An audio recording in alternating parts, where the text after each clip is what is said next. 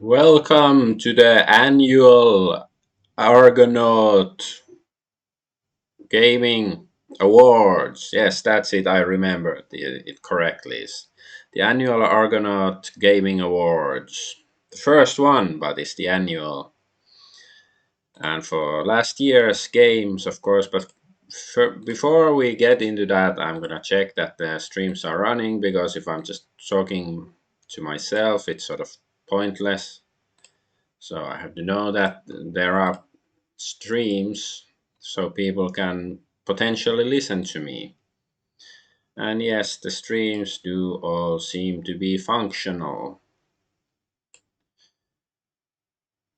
Okay, yes. Yes, the streams are working. So, what are the annual Argonaut Gaming Awards? Well, it's just gaming awards for games I streamed last year. That's what it takes to qualify as a candidate for the awards. That a game that I streamed in 2024, then it's potential that they can win one of the categories that I have.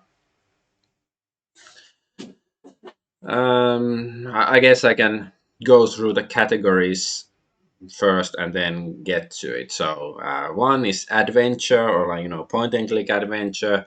Then it's Lovecraftian. There is investigation, RPG, strategy, early access, visual novel, horror, and the best news for my golden news, and then the most popular game to stream. Those are the different categories.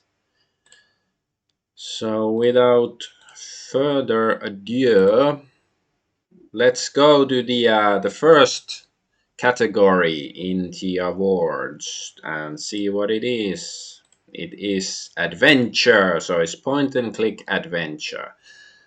And the nominations are first is Cruise for a Corpse. Okay. So this is one. I think this is the second game I ever streamed, if I remember correctly. It's from 1991, a French game, and graphically back in the day, it was certainly ahead of its time, and the atmosphere is pretty good. And it does have some issues, like if you don't have any guide or anything, you might get stuck in random because some items appear randomly and so forth. But like for the most part, I enjoyed it, except there was really annoying fight scene. So the next one is, and of course, the how I determine which games win is completely like scientific and not arbitrary. Or well, actually, it's like looking back on the game. Whether I streamed it 2 weeks ago or I streamed it 10 months ago. It's just like how I feel about it, how I feel about the game. So that's how I determine. Okay, and the second one is Full Throttle. It's from LucasArts, one of their last games, adventure games. You're a biker, and there's also some fight scenes where you have to ride your motorbike and fight against enemies and stuff. And it's got nice attitude, and some other things. It was decent. And then the next is Rise of the Dragon, from Dynamics, which was a like subsidiary of Sierra, and you're investigating some sort of you're a detective or something investigating some sort of drug cult or a criminal organization, and so on. And it also had some action scenes that weren't the best, but the atmosphere was pretty good. And then the last one is Secret of Monkey Island 1. It's probably, any gamer, even if they weren't born, they probably heard of Monkey Island. It's even if they haven't played it themselves, and the famous insult sword fighting scenes. It's very enjoyable for the most part, and so on. So these are the candidates for the first category. Let's go back to see the award. Okay, so adventure, drum roll. Brrrr, boom! It's Secret of Monkey Island. It's just thinking back. It's I still enjoyed it. I played it few times over the years, and like maybe every 10 years, 10, 15 years. And I played it back in the early 90s when it came out. I loved it then, and I loved it in some sense more now because I could understand the language much better than, when I was 10 years old or whatever. So yeah, it was definitely very enjoyable. And Rise of the Dragon, like I don't have the worst candidate for each category, but here certainly Rise of the Dragon. Like it had some parts that I really hated, some elements, but it did have some good atmosphere at times. But anyways, let's go to the next category, and that is early access. So that's games that were in early access last year, and whether they came out of early access last year doesn't matter either way. Like they can like they could have been like gotten the full release last year, or maybe they are still in early access. So the first one is Shadows of Doubt. This is a detective simulation game. It is which is very ambitious in many senses of the word, and because of that, it's a bit fiddly at times, but it is truly unique. I cannot think of any game quite like it, and I just hope people would copy it, because back in the day, at least, people used to copy good ideas in good games to make other games with similar mechanics. And then the second one is Fallen Aces. It's a first-person brawler, sort of shoot 'em up. It's more not so much shooting, more brawling. In the 1930s or something, about gangster stuff. And the gameplay is simply fun, like beating up people. That's really fun in Fallen Aces, and I think it's still in early access, whereas Shadows of Doubt already came out of early access. And then is Forgive Me. Oh, I pressed the wrong place. Okay, Forgive Me, Father 2. So this is Lovecraftian for boomer shooter, first person shooter, and I think it also came out of early access. I didn't play so much of this because there wasn't that much content out yet when I played it, I think. And it seemed solid, like the first one. I played the first one prior to to streaming and stuff. But this is Forgive Me for the 2. And then there's U-Boat, which is a World War II German war submarine simulator. And this is actually the first game I ever streamed. And I think it also came out of early access last year, but I played it only in early access. I should get back to it at some point, but I've yet to do so.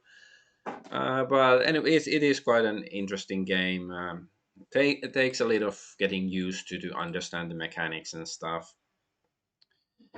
But these are the well, no, this one, these are the category, or the early access candidates.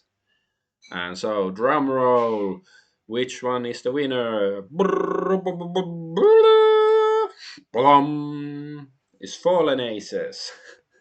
It was really close between Shadows of Doubt and Fallen Aces. Like uh, Shadows of Doubt is, like I said, is truly unique, and it deserves certainly like an honorary mention. But Fallen Aces, it's one of the most fun games I played all year.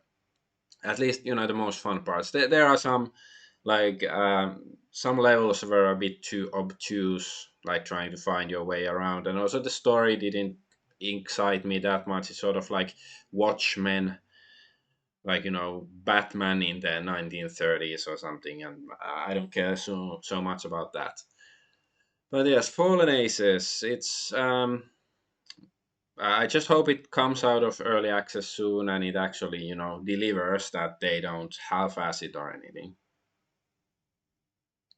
Well, let's go to the next category, and that's Lovecraftian. So it's of course games that are more or less, well, I guess basically games that would not exist if it weren't for H.P. Lovecraft and his Cthulhu mythos. So it's Cthulhu themed games, because I played quite a few last year of those games. So let's go see the games. So the first candidate is Dreams in the Witch House.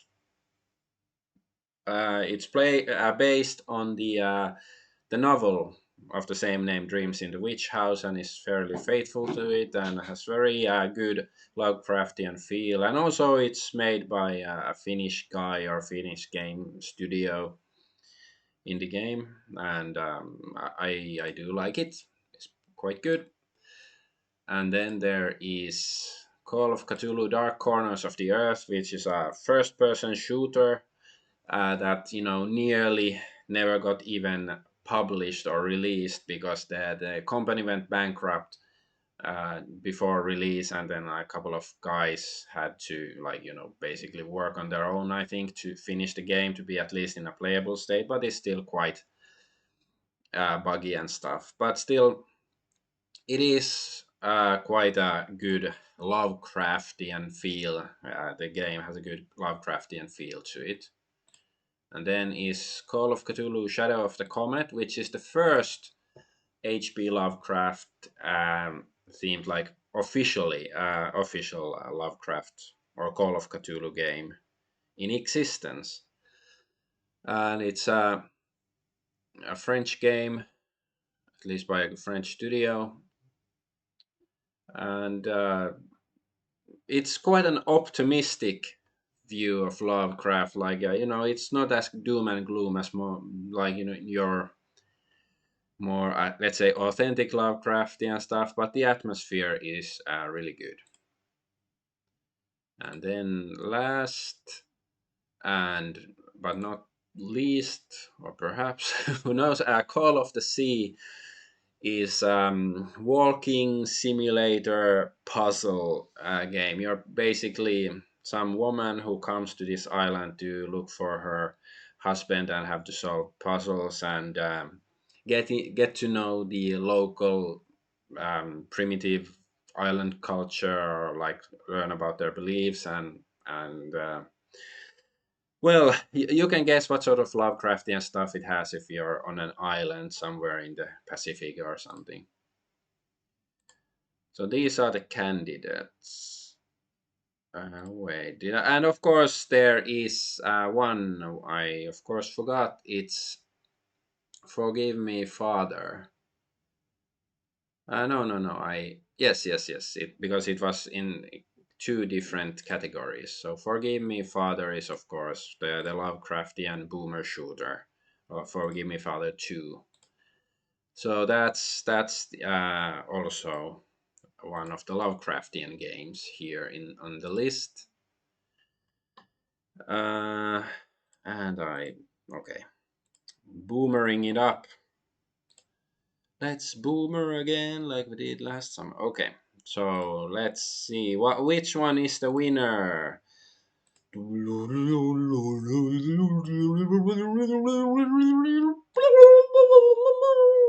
It's divided between two different games, Shadow of the Comet and Dreams in the Witch House. Like, this has plagued me for months, like which one is better, because Shadow of the Comet is the first Lovecraftian game, and I do think the atmosphere is really good, but the gameplay, like if it wasn't Lovecraftian, it would be mediocre at best, because there are some puzzles that are absolute moon logic, and without a guide, it would be just painful to play. Whereas Dreams in the Witch House, which is not your average point and click adventure, because it also has lots of resource management stuff.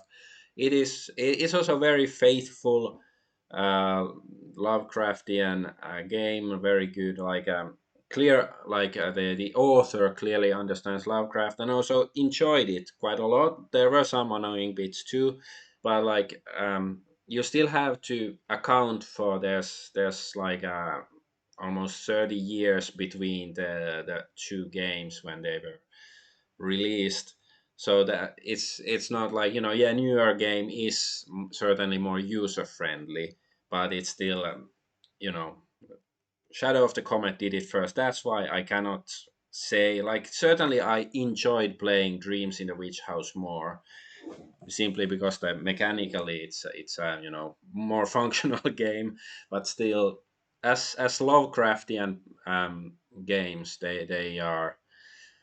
I cannot say which is better, in and feel morally righteous about it. Okay, let's move to the next category. It is investigation. So investigation game is, well, mostly you're investigating some sort of crime or disappearance or something, and often a murder and so on. So without further ado, some of them could be point and click, some of them could not. But anyways, let's have a look of the categories. No, this one. Okay. So the first one is Yamamura Misa Suspense Kinsenka Kyo Ezara Sachujin Chicken. So it is some the murder case of the decorated plate or something. And this is a Japanese um, sort of visual novel from the early 90s. And visually, I do think it's gorgeous, although this image here isn't like this. There's sort of small details of early 90s Japanese culture and so forth, and sort of laid back game, which had its moments certainly. And then and of course, their investigation has to be Shadows of Doubt. Of course, I guess I can add it here. So Shadows of Doubt, I already mentioned it. So yes, this is definitely one of the candidates here. And then is Psychic Detective.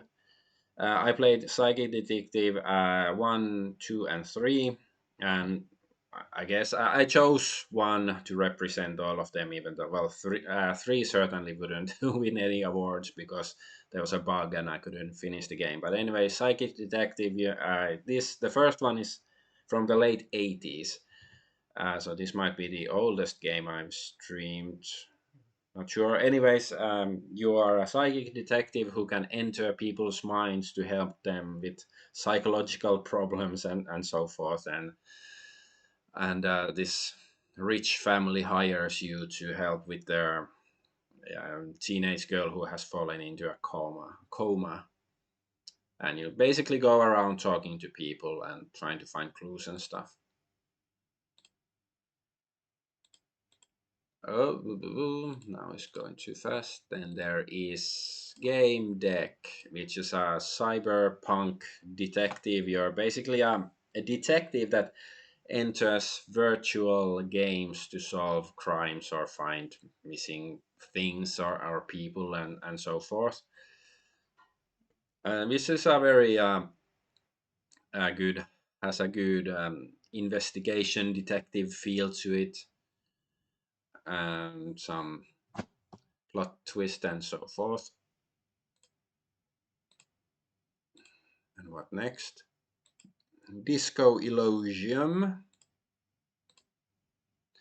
and this is, well, probably the most famous of the bunch. But yeah, it's quite an enjoyable game as well.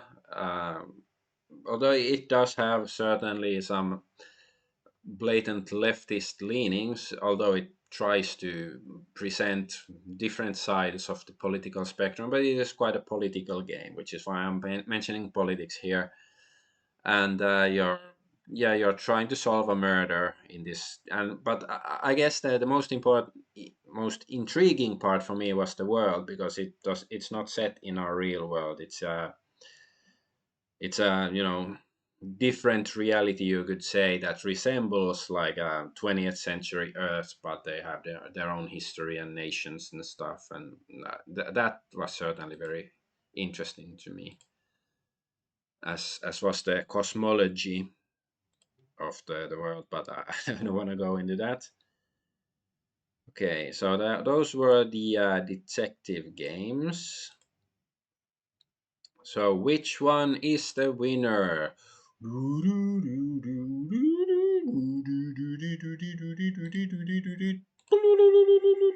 It's Game Deck.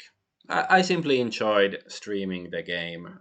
Like most people have, like based on Steam reviews and stuff, I think they find it to be a mediocre game, and the ending is a bit disappointing. But I'm used to it. I think most stories have a disappointing ending, so in that sense, and it's not even that bad because I was anticipating it. But overall, I simply enjoyed the atmosphere, both the investigation and the cyberpunk. I think they meshed well together, and I had a great time with the game.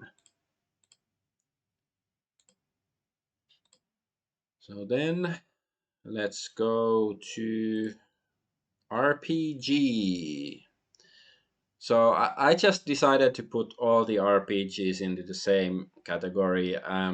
I could have uh, like split turn-based RPGs from action RPGs or something like that, but I just decided to put them all into one category. So let's go see the candidates, the nominees. So first is Titan Quest, which is this Diablo clone set in ancient Greece, where you fight against all sorts of mythological monsters, and also go to other places like Egypt and like even Scandinavia and stuff. It's a quite a fun game, but it's like fairly laid back, even though you can get your ass kicked, and it made me very talkative, and I like to prattle on talking about other stuff while playing it. Then there is Shadowrun Returns, which is also well, this could have been also in the investigation category, because you're investigating the murder of your old friend and stuff, and there's the Ripper, a murderer you also hunt and um, look for and stuff. But also, I found I had played this before, but playing it again like a decade later, I still enjoyed it quite a bit. Then there is Scald, which is a new game from 2024, even though it might not look like it. I mean, it might not look like it because it looks like it was made in like 1988 or something based on the graphics, which I think are wonderful. And it also has some Lovecraftian themes, but they are still fairly light, in my opinion. But the game itself, I did enjoy it, and delving into the mystery of the island of Idra, or Scald Against the Black Priory, is the whole name of the game. If you are interested and don't know about it, I would recommend looking into it. And then there is Xenogears. Xenogears was released in the late 90s for the PlayStation and never released in Europe though, so which is why I hadn't played it before. And the combat system is a bit different from your, and it's from Squaresoft that made Final Fantasies and stuff. So the combat system your relies heavily on combos and stuff, and the plot goes truly JRPG, like through the orbit and fighting God and all that stuff, and it has some interesting religious philosophical ideas that certainly as a teenager I would have enjoyed it even more, like the narrative, but I still liked it though. And then there is Dark Souls 2. Well, everybody should know what Dark Souls is. It's the action RPG known for the difficulty, but I think it's mostly fair difficulty. Like, certainly Dark Souls 2 had its share of assholey difficulty, but overall, I did like the game. And then there is Dark Souls 3, which is more of the same.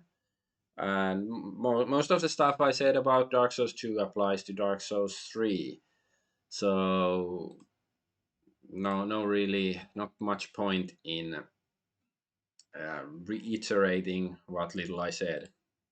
So, which one of these games is my RPG game of the year, or the Argonaut RPG game of the year among those I streamed?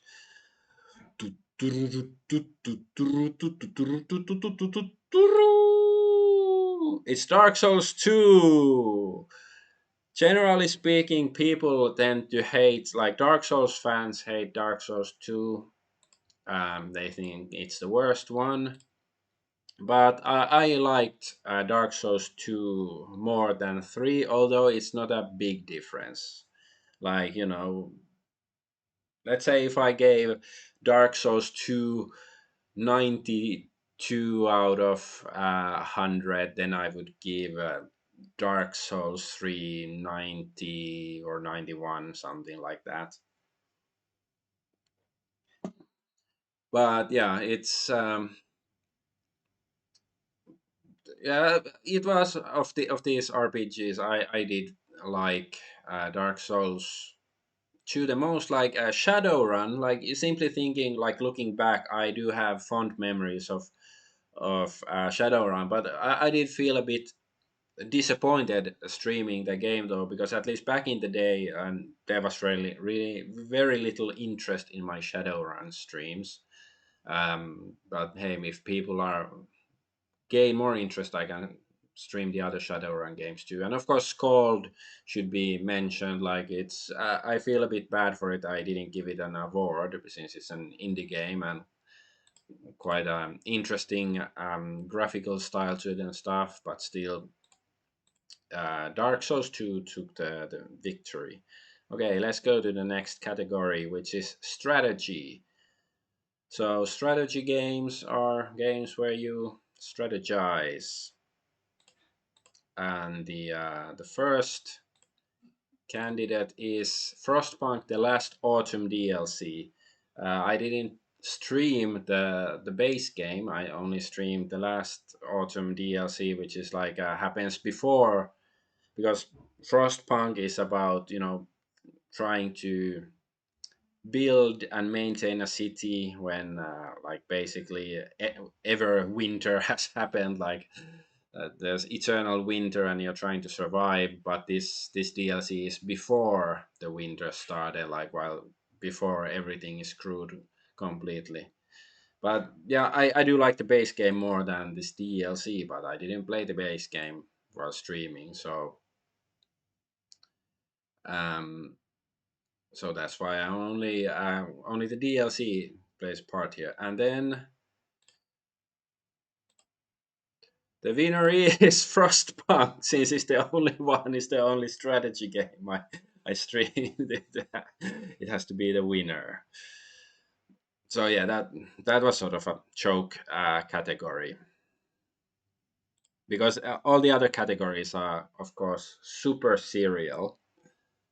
Okay, then let's have a look at visual novel. Didn't stream that many visual novels, not haven't played that many visual novels in my lifetime, but I did stream a few, so I thought it could be a category of its own. So first, let's try to find where is it? There. Okay. Let's go to the first candidate, which is Yamamura Misa Suspense Kinsen Gakkyo Ezara Satsujin Chicken. This game is one of the candidates that I already mentioned in another category. And then there is Psychic Detective. Let's get another bit from here. Not this one. Oh, yes, completely different. Okay. So yes, also Psychic Detective is a visual novel, which I played. So this one of the candidates, and then there is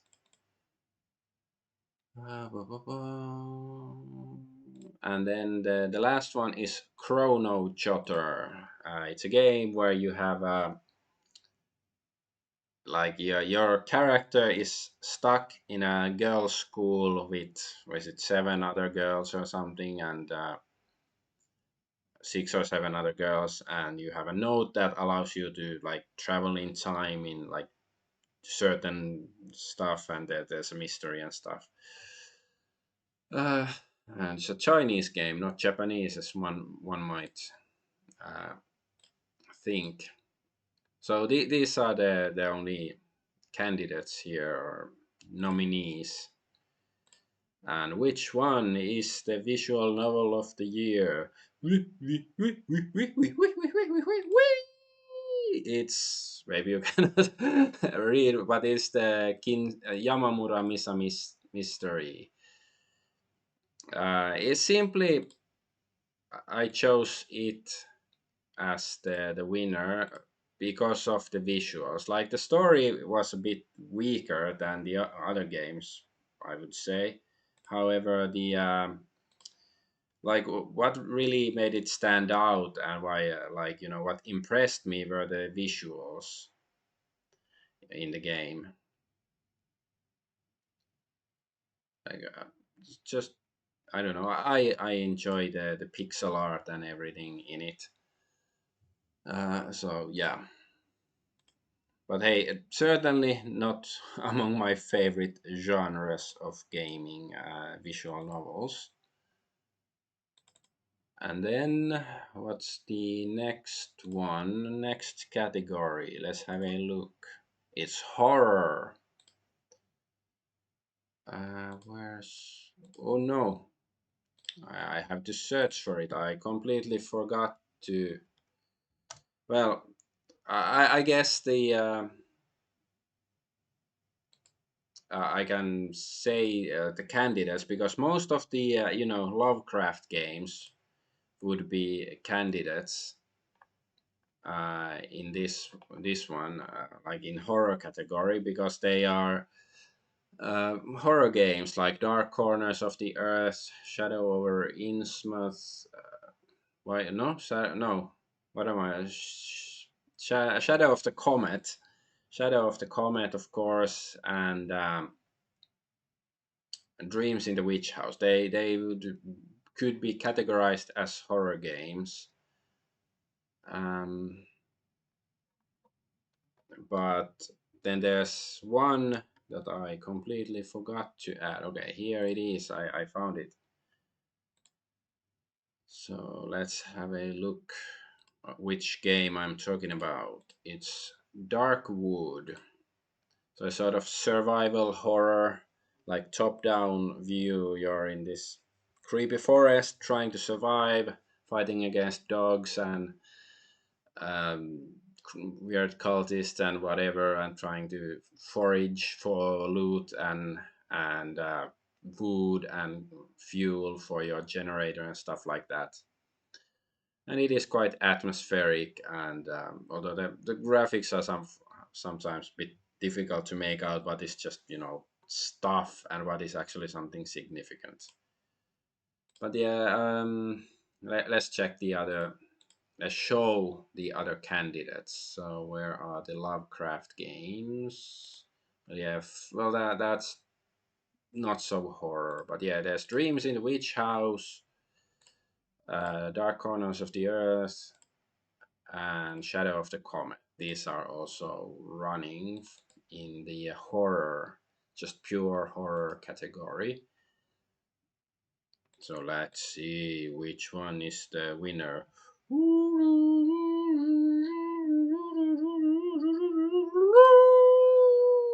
It's Darkwood. Don't know if you can make it out.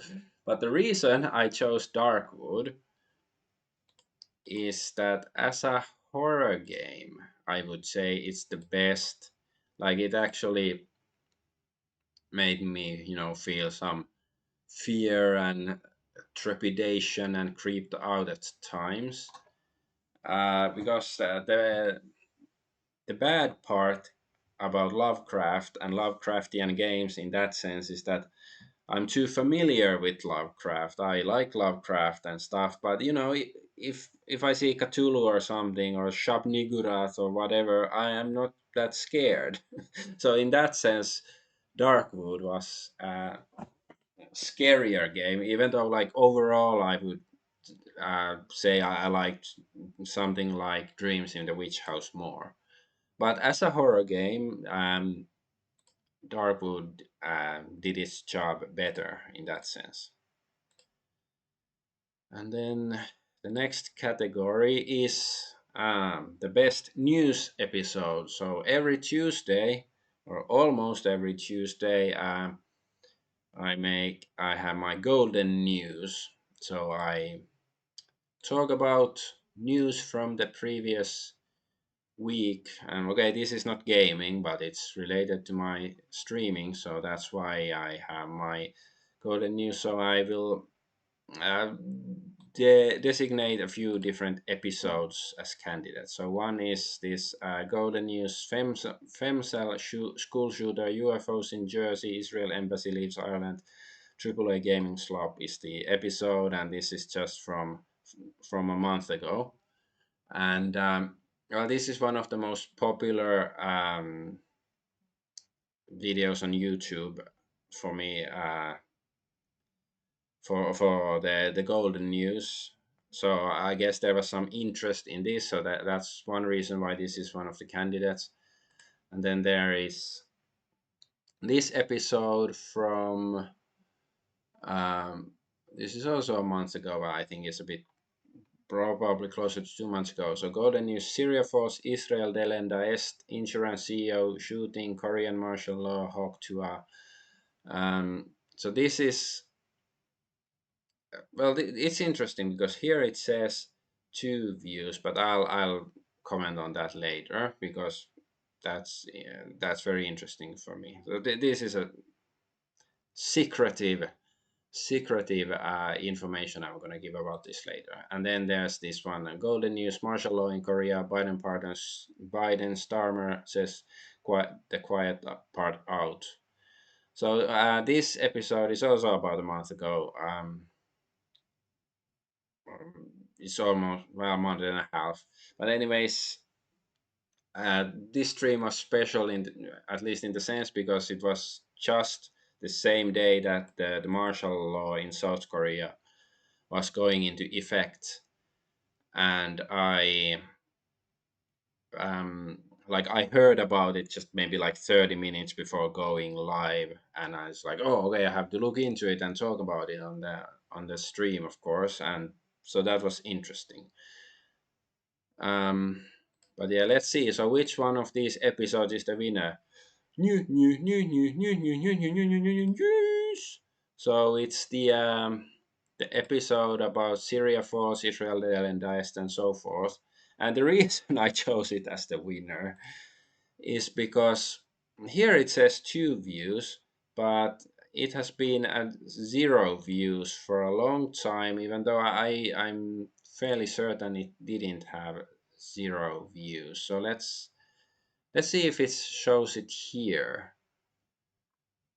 Okay, now it shows. Okay, that's very interesting. Maybe while I was making preparing for the stream because it was in 0 views for a long time, and I know for a fact it wasn't truly at 0 views because I had, watched it myself with my, other account and stuff, especially after seeing like, wait, why is it at 0 views?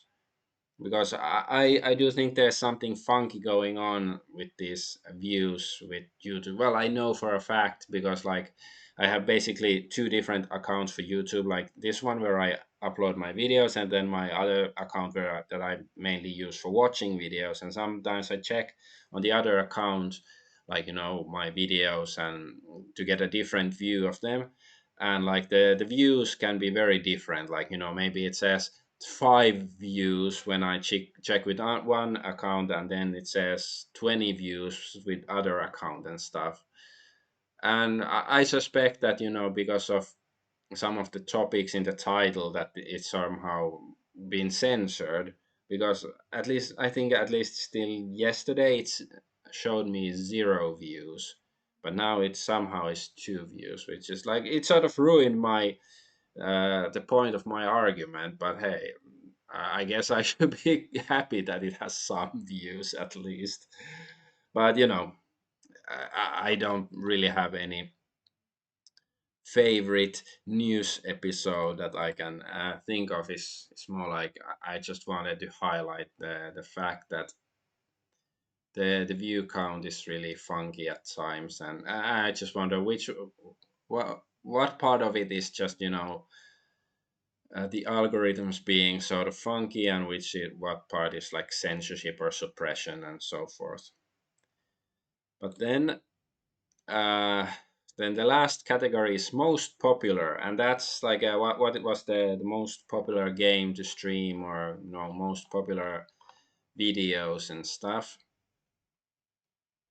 And well, let's I'm just gonna say the categories here. So it's Dark Souls 2, Dark Souls 3, This Strange Realm of Mine, Shadows of Doubt, and Secret of Monkey Island. Before showing them, I guess I will just uh, announce the winner because this is funny in my opinion. The winner is This Strange Realm of Mine, at least like on YouTube. I cannot say which game was the most popular on like various streaming platforms like Kick, Twitch, Rumble, or Party, but on YouTube, um, this game's video has the most views for some reason. So here is this is ranked by popularity. So this video has the most views. This Strange Realm of Mine, the Rat Girl Prostitute. And yeah, then there's this Argonaut argues this is uh, different, it's more topical, but then the Shadows of Doubt is second, and Monkey Island is third, and then there is Dark Souls 2 is quite high as well. And even Dark Corners of the Earth is quite high here. But yeah, it's funny that this fairly obscure game has the most views, and I do think it was caught by the algorithm and promoted to a lot of people that normally wouldn't be promoted, like who wouldn't get suggestions of my videos normally. So I guess lots of people clicked like, okay, I want to see that rat girl prostitute, but it's just wait, oh no, I have it here. Yeah, here is the rat girl prostitute. I don't know if she's actually a prostitute, but that's how I interpreted it. So I don't know. Maybe the word prostitute somehow was caught in the algorithm, like sort of like a leaf going down the stream, and everybody saw it or something. I don't know why this became so popular, so many views. Like for me, this is oh, where is it? Here, like almost 700 views. For me, that's huge number. Like I don't know if most of those people only watch it for 5 seconds, but still, This Strange Realm of Mine, that's the winner of the most popular game or video category. But that was the all of the categories. So congratulations to the winners and thanks everybody for coming. So I guess year from now I have to make the second annual Argonaut Gaming Awards um, stream. AAGA, AAGA. That's gonna become a big thing, bigger than the whatever gaming awards they have on the the big stage and stuff. I'm gonna take over. But hey, at least it's fair in that sense because I don't only choose games that were released that year. I can. Hey, Agent Double Earth, you're a bit late. I'm just ending the stream. But you can catch me on YouTube later, of course. Yeah, so yeah, because any kind of game can qualify for my stream as long as it seems interesting, and of course I have to be able to come into possession of said game. I'll catch up to you. Yeah, good, thanks. So I won't give any spoilers then, which are the winners, but yeah. So I streamed old games, even some from the 80s, some from several from the 90s, and some from like a decade ago, and a few new games even. Like I don't normally play so many new games, and not just because I'm being picky or whatever. It's more like I'm not in a hurry usually to play a game. Like doesn't really matter. Like when I was much younger, like yeah, they released some new game that I was interested. Like oh, I have to play it, when it first comes out. But now I can wait few years until it's on a sale or something. Because there's always going to be a bunch of older games I haven't played yet anyway. So yeah, so even obscure Japanese visual novel games never released outside of Japan, they can be at least nominees in my awards. Like you don't see that in the official game awards and stuff. But I guess that's pretty much it. I'm Adventure Argonaut. Thank you for listening to my very significant cultural event that's gonna take over the whole world. And follow me, like, subscribe, whatever is possible. And yeah, thanks for watching. I'm gonna head out. Bye bye.